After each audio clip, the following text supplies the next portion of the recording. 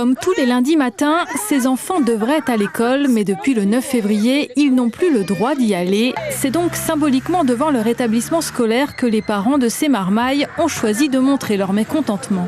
On a eu des suivis en distanciel sur un site, mais qui n'étaient pas vraiment au point et que les parents n'arrivaient pas à utiliser.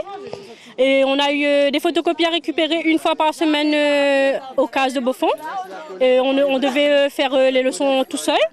Et limite, déjà, sans suivi avec un professeur, c'est un peu compliqué. Voilà les devoirs qu'on nous donne pour les enfants qui vont au CP. Ça, c'est pas normal.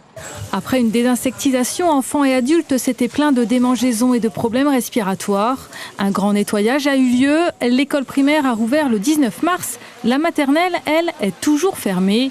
25 élèves vont dans une autre école de Saint-Benoît et les 150 autres sont pris en charge 1 heure ou 2 par jour maximum. Difficile donc de s'organiser, encore plus pour les parents qui travaillent. L'école me demande de venir chercher ma fille à 11h30 et je sors de mon travail à midi. Et dans mon travail, ils m'ont dit, soit je travaille, soit je trouve une solution pour mon enfant.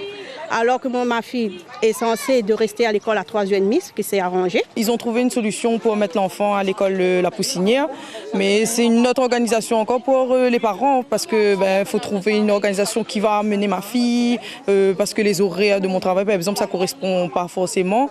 Depuis le mois de janvier, entre les vacances scolaires et la fermeture, les élèves ont eu 2 semaines d'école. Depuis le début, la FCPE s'indigne et interpelle une fois de plus le rectorat. J'ai eu l'inspecteur, donc du coup je l'ai appelé ce matin, on a discuté, on a échangé. Il est en train de tout faire pour que, à partir de lundi prochain, les enfants aient cours de manière normale, que ce soit au niveau de l'école ou que ce soit ailleurs. Contactée, la municipalité de Saint-Benoît n'a pas donné suite à notre demande.